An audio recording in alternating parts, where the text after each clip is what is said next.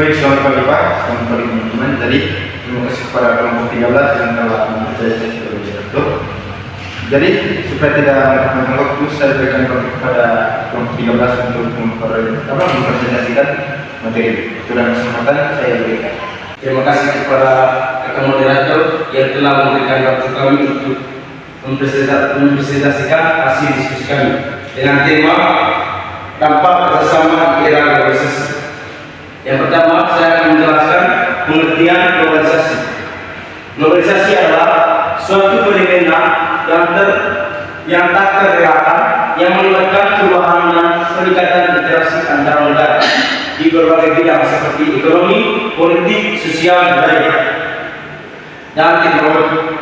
Globalisasi muncul dan berkembang karena beberapa faktor utama, antara lain kemajuan teknologi, terutama teknologi informasi dan komunikasi, liberalisasi perdagangan, krisis global, serta penyebaran budaya. Kemajuan teknologi memungkinkan pertukaran informasi barang dan jasa bisa dilakukan dengan cepat dan efisien di seluruh dunia. Yang berikut, politik luar negeri Indonesia.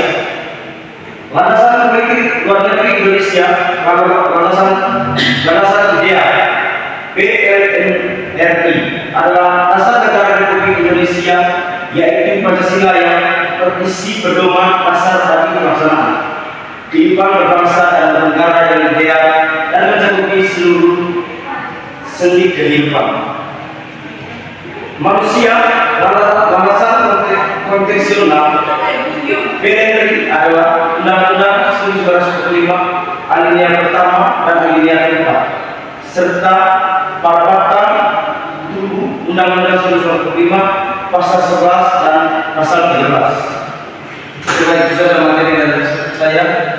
Berikutnya saya akan memberikan kepada teman saya. Baik, saya akan melanjutkan hasil diskusi kami.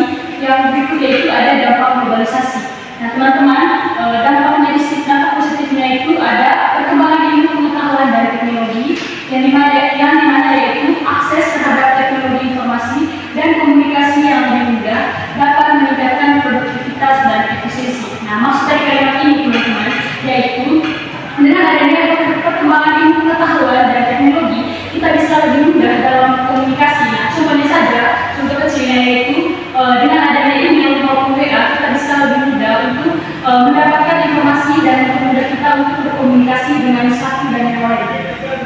Dan yang berikut teman-teman yaitu ada peningkatan taraf hidup, yang dimana yaitu globalisasi membuka peluang ekonomi seperti investasi asing yang dapat menciptakan lapangan kerja dan meningkatkan kualitas hidup masyarakat.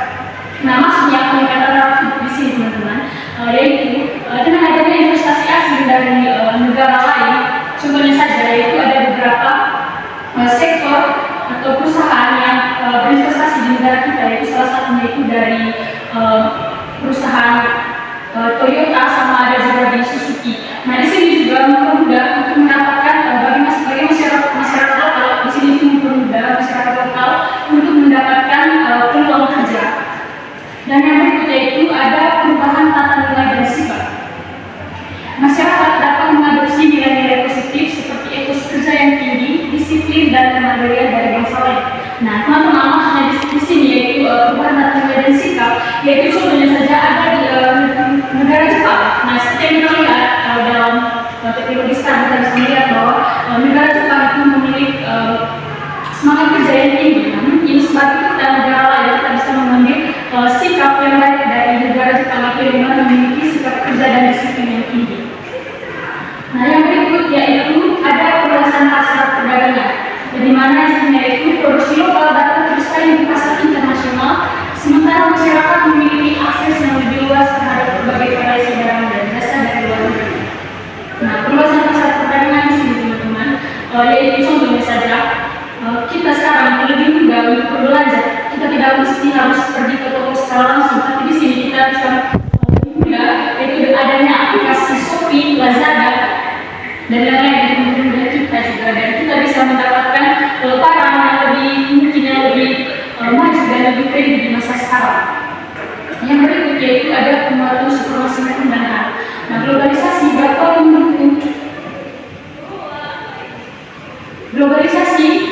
mendukung penguatan supremasi hukum, demokrasi, dan tuntutan terhadap perlindungan hak asasi manusia. Oke, saya mencoba sedikit.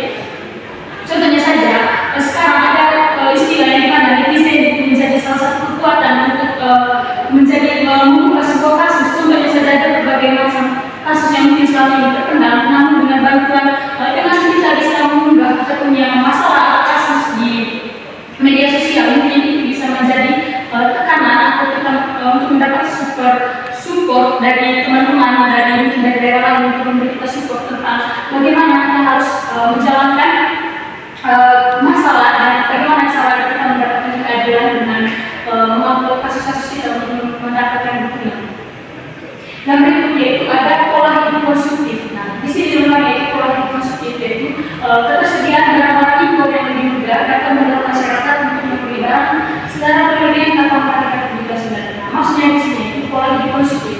Nah, maksudnya yaitu tentang bagaimana kita karena ada ketersediaan barang kita ini lebih belajar yang terlalu berlebihan tanpa memperhatikan kebutuhan barang.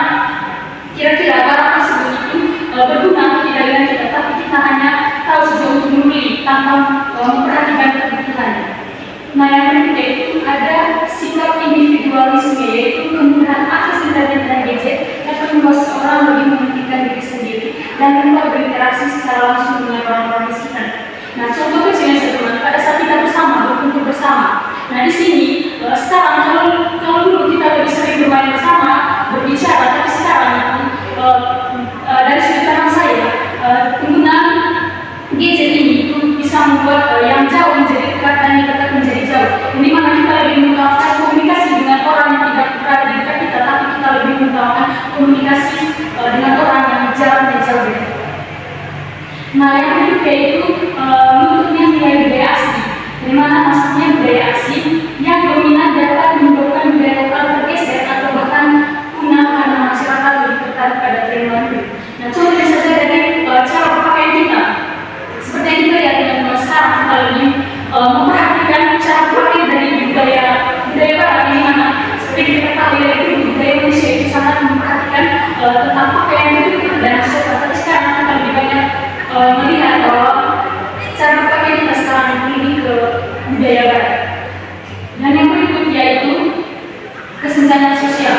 Nah, perbedaan akses terhadap teknologi, pendidikan, dan modal dapat memperbesar jurang antara kelompok kaya dan miskin, serta mendominasi pasar oleh perusahaan asing besar yang membuat usaha lokal menghentikan.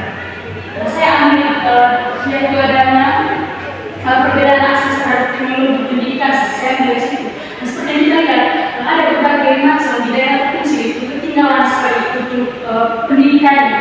Yang pertama itu tidak tersedianya LCD yang mungkin sekarang kita sudah menganggap biasa, tapi ada berbagai daerah terpencil itu tidak mendapatkan fasilitas seperti yang kita rasakan sekarang, itu adanya LCD, jaringan atau sehingga kualitas pendidikannya juga mungkin lebih minim daripada daerah-daerah yang lebih maju teknologi.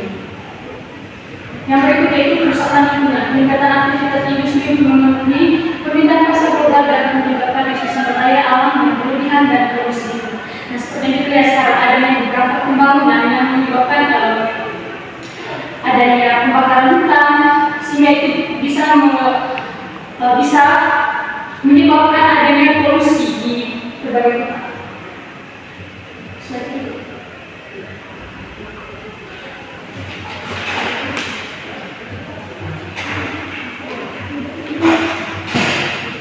Baik, yang berikut adalah hubungan internasional dan organisasi internasional.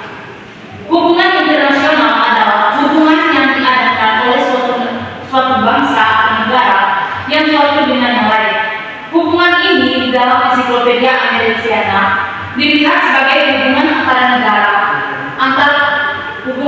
negara atau antar individu dari negara yang berbeda-beda, baik berupa hubungan politik, budaya, ekonomi, atau kemenangan. Konsep ini berhubungan erat dengan konsep-konsep seperti organisasi internasional. Baik, yang dimaksud dengan organisasi internasional di sini adalah Lembaga yang dibentuk oleh suatu negara untuk mencapai suatu tujuan bersama dan mempromosikan kerjasama internasional. Yang kedua, diplomasi, dan yang ketiga, hukum internasional. Baik, yang teman-teman yang dimaksud dengan hukum internasional di sini adalah seperangkat aturan atau norma yang mengatur hubungan antara negara-negara dan organisasi internasional. Yang ketiga yang keempat yaitu politik internasional. Baik, yang dimaksud dengan politik internasional di sini adalah studi tentang hubungan antara negara-negara dan aktor internasional lainnya dalam sistem internasional.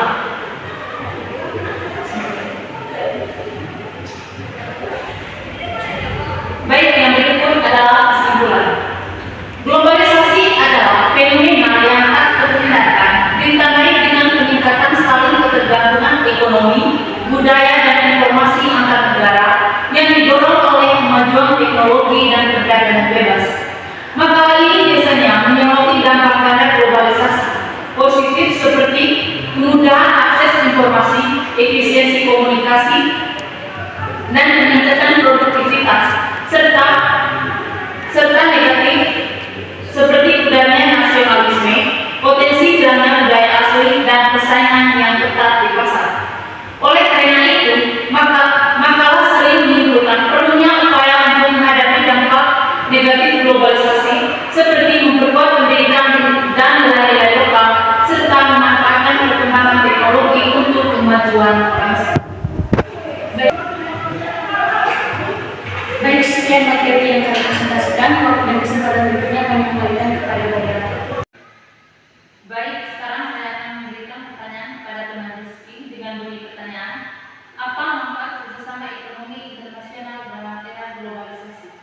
Baik, manfaat kerjasama ekonomi internasional dalam era globalisasi yaitu meningkatkan perdagangan internasional, yang kedua yaitu meningkatkan investasi, dan yang ketiga yaitu meningkatkan pertumbuhan ekonomi, dan yang ketiga yaitu mengurangi kemiskinan.